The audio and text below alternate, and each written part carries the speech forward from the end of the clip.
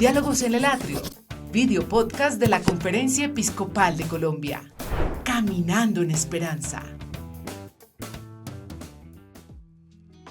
Hola, bienvenidos una vez más a su espacio Diálogos en el Atrio. Bienvenidos a este episodio 8 de este momento en el que nos encontramos justamente a dialogar con diferentes personas, actores de la vida de nuestra iglesia colombiana.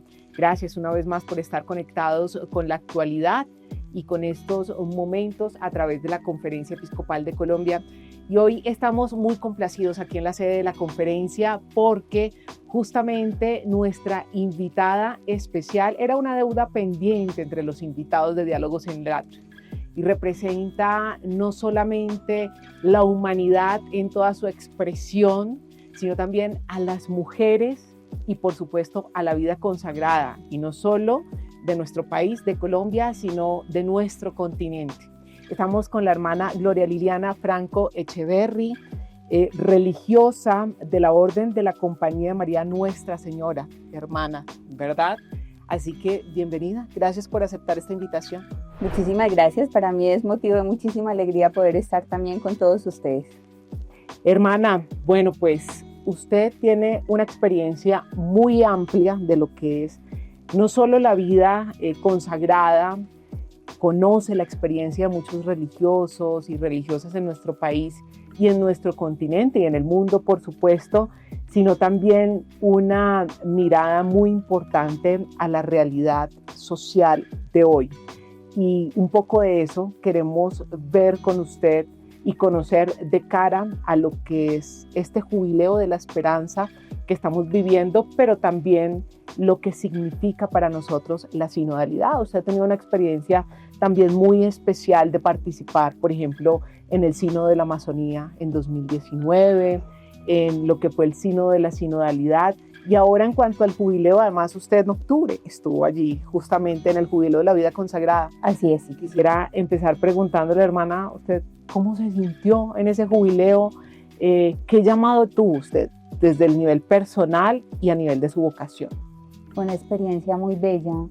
Yo personalmente lo sentí como una gracia, porque era encontrarnos con tantas personas, todas tan distintas, tantos carismas, tantas maneras de entender la consagración, y para mí fue sentir que era una posibilidad de renovación para todos nosotros, una posibilidad de abrazar con renovado entusiasmo esta vocación tan linda que el Señor nos dio a seguirlo, siendo pues eso que se nos invita en iglesia a lo que tiene que ser la vida consagrada, siendo mística, siendo misión y siendo profecía, porque ese es el trinomio articulador de la identidad de la vida religiosa. Existimos para eso en las orillas en las que estemos, para ser mística, para ser misión y para ser profecía. Para mí fue una gracia estar ahí, estar con otros hermanos y hermanas de tantas nacionalidades, de tantas edades.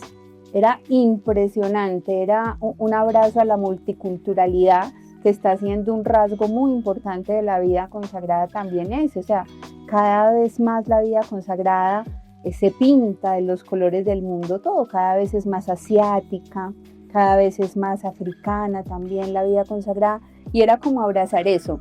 A mí me gusta hacer de vez en cuando algunas publicaciones en mis redes sociales que tienen que ver con poemas que recogen las vivencias, y esto lo recogía fotografiando los zapatos de los religiosos.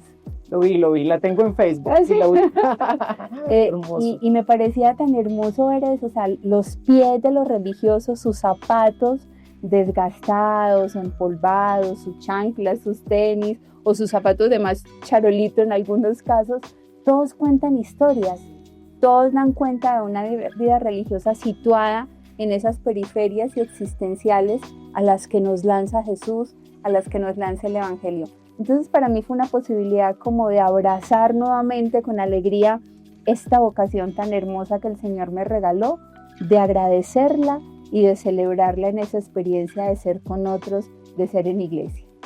Así es, hermana, justamente la vida consagrada pues tiene una voz que es muy profética a partir de todos esos pasos y esos caminos que transitan dentro de su misión. Desde esa realidad, hermana, ¿cuáles cree que son esos temas o esos aspectos o esos desafíos en los que la vida consagrada de hoy en nuestro continente está llamada a tener más esa voz profética que no solamente suscite la acción desde obviamente unos desafíos que hay a nivel social, a nivel político, sino también que genere esperanza? Sí, el Papa Francisco y el documento final del sínodo de la sinodalidad dicen que la vida religiosa está llamada a ser la centinela vigilante de las llamadas del Espíritu. Esa es una metáfora hermosísima. Ser la centinela vigilante no es otra cosa que situarse de una manera profética para impedir que se acalle el grito del pueblo y el clamor del Espíritu. Y el Papa León, en su homilía, en este jubileo de la vida religiosa, iniciaba diciendo eso, es que la vida religiosa es profecía. Yo estoy convencida de que hoy más que nunca la profecía a la que estamos llamados es la profecía de lo comunitario, es la profecía de la fraternidad y de la sororidad. Este mundo nuestro se enfrenta a desafíos inmensos, el de la guerra, el de la xenofobia, el de la migración, el de la trata de personas, el de los líderes que quieren como acrecentar nacionalismos excluyentes, o el de los líderes que se empeñan en construir muros que nos separen. Ante esos desafíos, la vida religiosa está llamada a ser como un paradigma de fraternidad. En nuestra vocación hay algo que es muy hermoso, y es nosotros estamos llamados a vivir juntos, a vivir en común.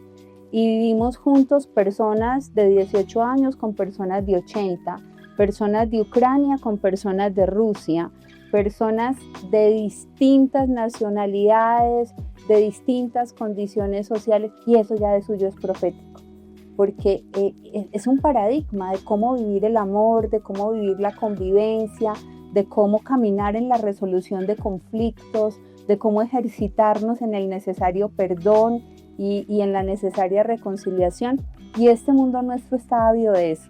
Entonces yo sí creo que como vida religiosa la mayor profecía en la que nos tenemos que ejercitar es la profecía de lo comunitario. Ese es el mejor mensaje que tenemos para darle al mundo en este momento. Justamente frente a eso que usted mencionaba, hermana, hay quienes dicen que la vida religiosa, la vida consagrada es un gran laboratorio de sinodalidad, ¿no? Desde esas experiencias y esas expresiones. Si pudiéramos pensarnos, hermana, en cuáles de esos rasgos, de ese laboratorio de sinodalidad que experimenta la vida consagrada, podrían servir para que parroquias, diócesis adopten justamente en este camino de implementación de la sinodalidad. ¿Qué se le ocurriría a usted, por ejemplo? Bueno, a mí lo primero que me parece es la espiritualidad. No hay sinodalidad sin una espiritualidad que la sustente, porque el protagonista de todos los procesos sinodales es el espíritu. Y la vida consagrada, por sus ritmos, por sus modos, yo creo que siempre ha sido muy cuidadosa de una espiritualidad que la sustente. Una espiritualidad evangélica con características histórica, encarnada, una espiritualidad capaz de escuchar los clamores de Dios en los gritos de la humanidad, una espiritualidad que pone la mirada en Jesús y que aprende de Jesús el modo, y en ese sentido una espiritualidad que bebe de la palabra de Dios, que se alimenta de la palabra de Dios, pero también una espiritualidad que se comparte, que se socializa, que se contagia y que se contagia hecha testimonio. Entonces lo primero creo que es esa espiritualidad. Creo que luego en la vida religiosa es muy importante la experiencia de ser radicalmente hermanos. Y ser radicalmente hermanos no anula las diferencias. Podemos ser radicalmente hermanos abrazándonos en nuestras diferencias, acogiéndonos en nuestras diferencias. Hay un poeta que a mí me gusta mucho, se llama Casaldáliga, fue un obispo claretiano. Casaldáliga tiene un poema chiquitito que dice: el difícil otro, el difícil yo, el duro nosotros de la comunión.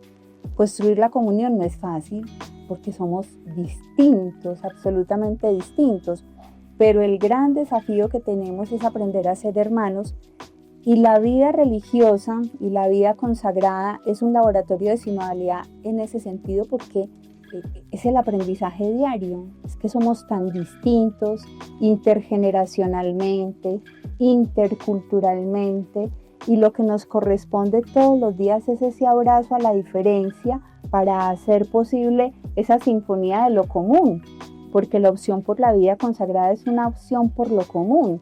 Yo tengo mis dones, tú tienes los tuyos, yo tengo mis sensibilidades, tú tienes las tuyas, pero cuando optamos por seguir a Jesús en una congregación religiosa, estamos optando por construir proyecto común, por hacer una sinfonía común, y ese es nuestro mensaje.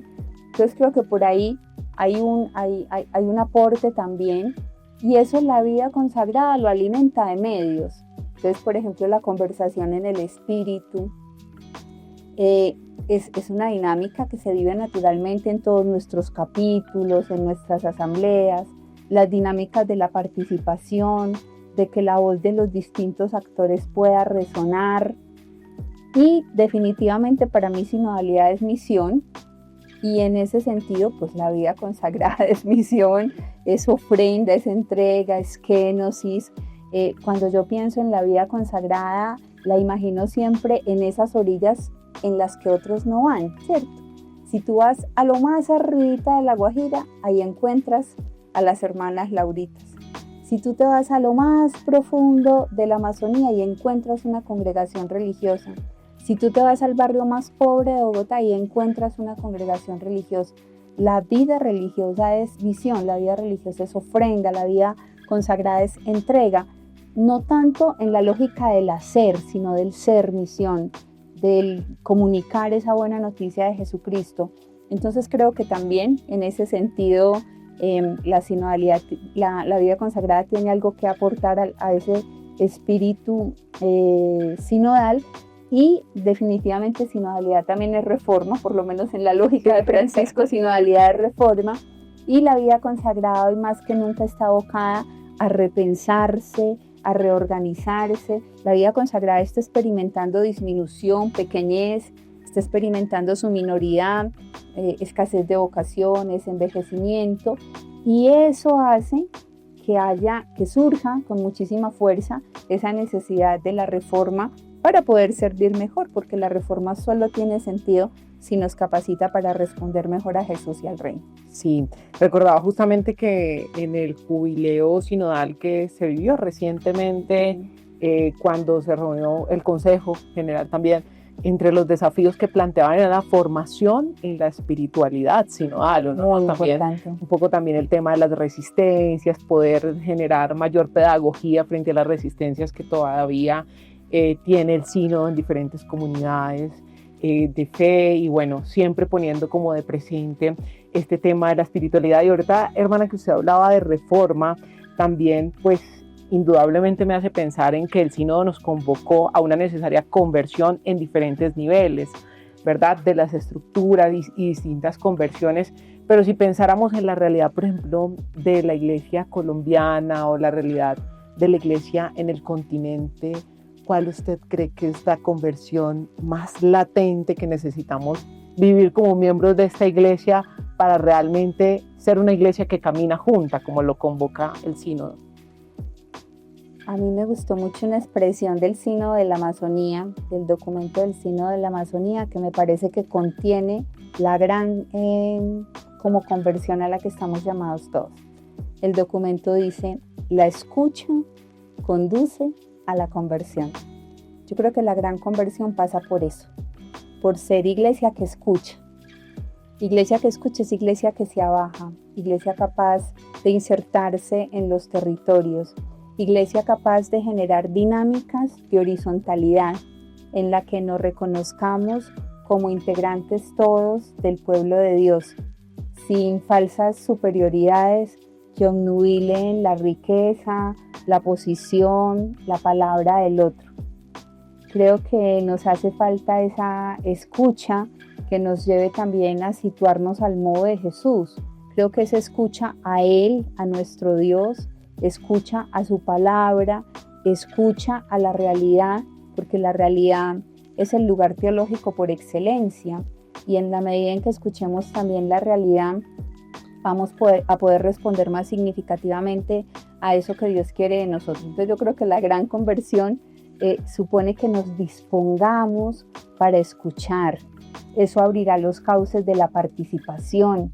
Eso nos ayudará a entender que solos no podemos, que no tenemos todas las respuestas, que el otro nos ayuda, nos complementa, nos ilumina, nos saca de nuestras zonas de confort. Y creo yo que es muy necesaria también esa necesaria conversión pastoral que nos lleve a intentar hacer las cosas de otro modo, situarnos de otro modo.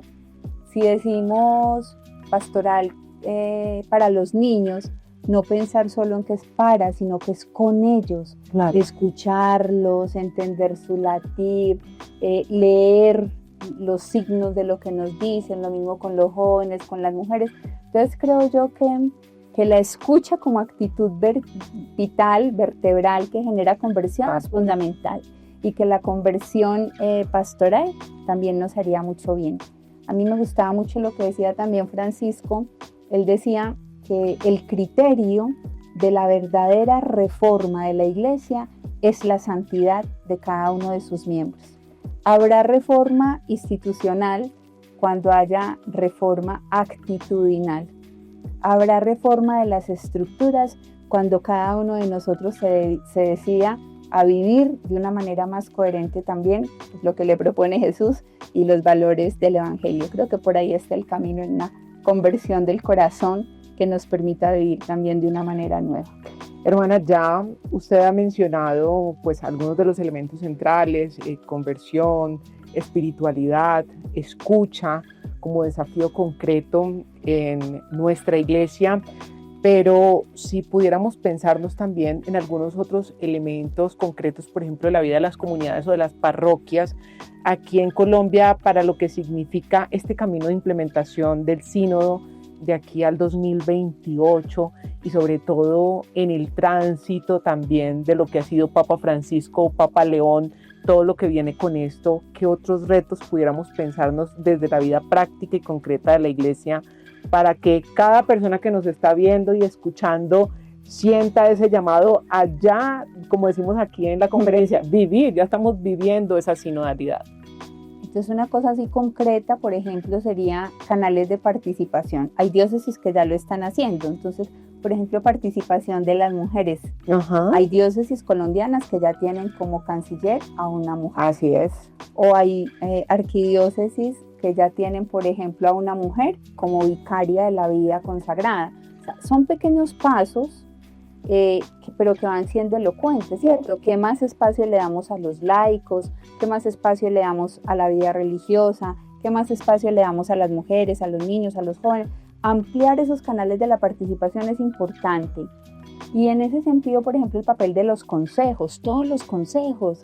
Es que no hay nada más rico que poder interactuar con otros, tener muchas luces. Entonces el consejo económico, el consejo de pastoral, el intentar ese ejercicio de las otras ministerialidades, Claro. el ministerio de la escucha, el del acompañamiento. O sea, son pequeñas cosas que podemos ir haciendo. Y creo yo que hay un capítulo muy fuerte en el documento que es el que tiene que ver con la rendición de cuentas. Ajá. Entonces también todo lo que tiene que ver con transparencia, con rendición de cuentas, con decirnos las cosas. Bueno, por ahí hay un camino, y luego la formación, porque sin formación no habrá sinodalidad. Entonces es muy importante que todos, sacerdotes, laicos, religiosos, nos formemos en escucha, nos formemos en discernimiento, nos formemos para la conversación espiritual, para aprender a resolver conflictos, para aprender a participar. La formación me parece que es indiscutible a la hora de querer dar pasos más certeros. Hablando de implementación, hermana, y de esas múltiples facetas que usted está desarrollando en este momento al servicio de la iglesia en Colombia, de la iglesia universal, sabemos que desde su comunidad tienen una experiencia concreta desde hace un año de una casita sinodal. Por favor, compártanos qué significa y qué han vivido ustedes durante este año en ese espacio y sobre todo pues en esa acción de iglesia. Bueno, pues nosotras nos preguntábamos qué más podemos hacer, ¿cierto? Para no quedarnos en teorías o en instancias solo por allá como más jerárquicas. Estábamos convencidas que esto se genera desde la base. Entonces nos preguntábamos qué más podemos hacer y decidimos pues abrir una casita que se llama Ruaj, la casita sinodal. Es una casita en un barrio de Bogotá, es un barrio que se llama Lomitas, está encima del barrio El Codito. Es un barrio con unas condiciones difíciles de acceso, no hay agua potable, el agua la tenemos que comprar y la mayoría de las personas son migrantes, mujeres cabeza de familia. Y entonces abrimos una casita, es un garajito, es una casita chiquita en la que un grupo de 30 niños se están formando todos los días en sinodalidad. Entonces, los lunes, mañana y tarde, lo hacen en jornada contraria a la del colegio. Estamos de 8 de la mañana a 5 de la tarde, por ejemplo, los lunes se están formando concretamente a partir de un libro que se llama Sinodalidad para Niños. Entonces, todo lo que significa ser iglesia, iglesia pueblo de Dios, la escucha, la participación, el discernimiento. Bueno, los miércoles, por ejemplo, se están formando en manejo de las emociones, ¿cierto? Cómo hacer ese proceso de manejo de las emociones. Y los viernes tienen un proceso de formación, de nivelación escolar, pero lo estamos haciendo teniendo como piso valores. Entonces es nivelación escolar, pero en valores. Entonces es como crear un ecosistema sinodal, crear las condiciones para que los niños aprendan desde pequeños, bueno, a abrazar su iglesia, a identificarse como iglesia, a tener experiencia de Dios, pero también a vivir de una manera como típica su vinculación a la iglesia. Y esa manera es al estilo de Jesús, entonces aprendiendo a relacionarse de una manera nueva. También los niños tienen ahí apoyo alimenticio y bueno, distintas cosas, recreación, otro tipo de cosas que también pues les ayuda en su desarrollo integral. Pero es una apuesta, es una pequeña semillas importantísimas para esos hogares. Una semillita de eso que creemos que es fundamental en este momento de la historia. Todos invitados a conocerla y a replicarla si quieren. Importantísimo.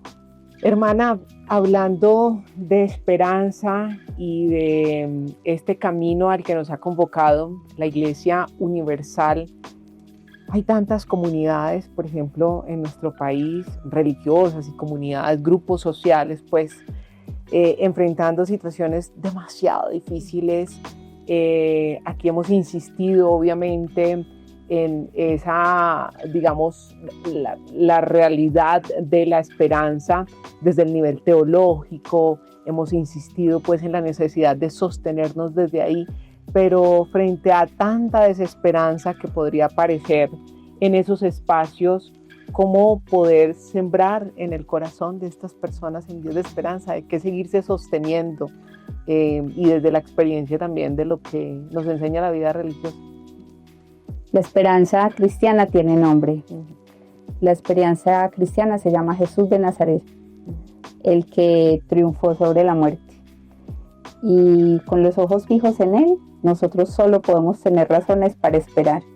Hay un texto de Paulo Freire que a mí me gusta mucho que dice que hay gente que tiene esperanza del verbo esperar y que la esperanza del verbo esperar no es esperanza, es espera. Porque la esperanza del verbo esperanzar es otra cosa, ¿cierto? Esa esperanza es levantarse, es perseguir algo, es trabajar por algo. Y yo creo que esa es la esperanza a la que estamos llamados los cristianos. Lógicamente es pascual, esta vida no es fácil, para ninguno de nosotros es fácil, porque la vida es en esa dinámica permanente de desafíos, logros, de muerte, vida, de retos y conquistas. Es pascual, es profundamente pascual. Y por eso cuando uno pone los ojos en Jesús, uno entiende, hay motivos para seguir esperando. La esperanza pasa mucho por lo comunitario, por lo menos para nosotros los cristianos, por la solidaridad que seamos capaces de tejer los unos con los otros. La esperanza pasa también por la profecía, por la capacidad que tengamos también como católicos, como cristianos, de levantar la voz frente a esas cosas que contradicen el querer de Dios. Hay cosas que contradicen el querer de Dios y frente a eso no podemos estar callados. La esperanza pasa por abrazar esa buena noticia que nos pone siempre en el lugar de las víctimas, de los pequeños, de los más heridos, de los más frágiles. La esperanza pasa por entender que tenemos que ser iglesia samaritana, y la iglesia samaritana es la iglesia que cuida del otro, iglesia de puertas abiertas, iglesia casa de acogida, en el que el otro puede repararse, puede sanarse, puede empezar de nuevo.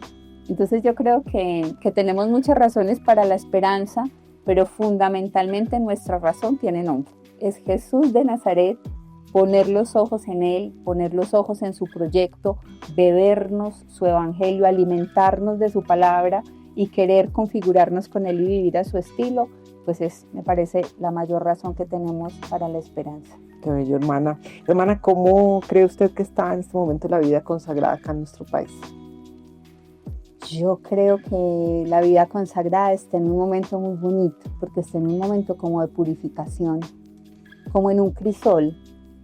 Veníamos de ser muchos, veníamos de ser muy importantes, muy reconocidos, de tener muchas obras.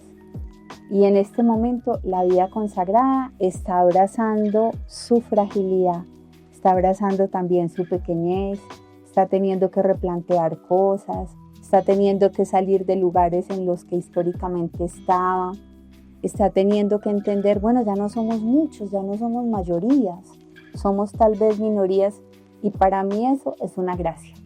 Yo creo que ubicarnos en ese lugar, que es el lugar de la pequeñez, que también es el lugar de la humildad, es la posibilidad de que Dios haga cosas nuevas entre nosotros. Me parece que también es una posibilidad de que quienes abrazan este camino, de quienes inician en este camino, lo vivan con mucha autenticidad y con muchísima radicalidad. Quien hoy se siente llamado por Jesús a ser un religioso o una religiosa y es capaz de dar el paso, es un hombre y una mujer que está caminando contracorriente. Y eso es bello y eso es válido, porque pues por lo menos desde mi punto de vista el cristianismo o es contracorriente o no es, o es contracultural o no es. Entonces creo que estamos en un momento de gracia, en un momento en el que el Señor puede hacer cosas grandes y buenas entre nosotros, en un momento en el que podemos alegrarnos así como María en el Magnificat, porque en nuestra miseria Dios puede hacer el milagro. Qué bueno, hermana. Qué importante también mensaje para quienes se sienten llamados e inquietos a esta misión y por esta vocación. Hermana, usted anda también acompañándonos aquí en la conferencia en el Comité Teológico nuevamente, otro trienio en el que le han pedido ese servicio de esa misión que hace el Comité Teológico de la Conferencia Episcopal, además que también lo anda acompañando en el CELAM, anda también prestando un servicio puntual en la CLAR. ¿Qué significa también este trabajo y este aporte que ustedes realizan allí? Porque además está usted como religiosa, hay laicos, sacerdotes. Sí, bueno, la teología es luz para las distintas circunstancias y coyunturas. Yo agradezco esta invitación que me hizo la Conferencia Episcopal a seguir caminando con ese grupo de hermanos y hermanas. Hay laicos, hay obispos, hay sacerdotes. Es una gracia también, es un don, es una posibilidad. El comité desarrolla como una dinámica permanente de reflexión y de construcción colectiva en miras a poder aportar elementos que sean luz para los obispos en su reflexión y en su práctica. Entonces, generalmente ayudamos a preparar los insumos que iluminan un poco la dinámica reflexiva de las distintas conferencias, tanto de la de febrero como de la de mitad de año. Las asambleas. De las asambleas, sí.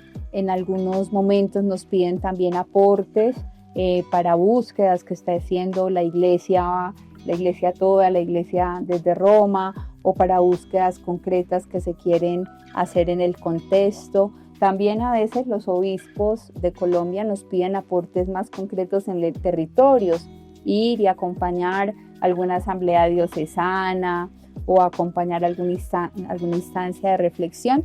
Entonces es una dinámica muy bonita de búsqueda, de construcción colectiva, de aporte, para poder desde la teología ofrecer luz que ilumine la realidad, que ilumine las distintas coyunturas y que ilumine sobre todo la toma de decisiones y la orientación pues, que la Conferencia Episcopal quiere darle también a sus planes de evangelización y de pastoral.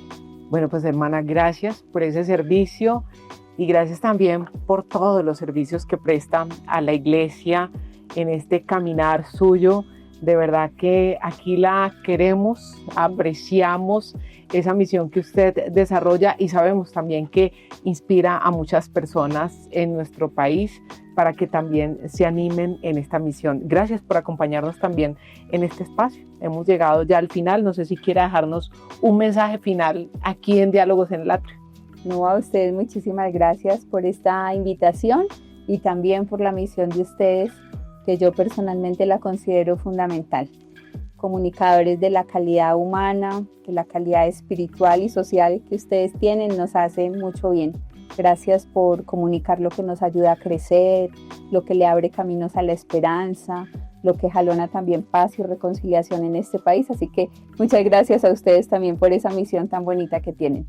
Y a todos a seguir caminando en iglesia, a seguir caminando en sinodalidad y con los ojos fijos en Jesús.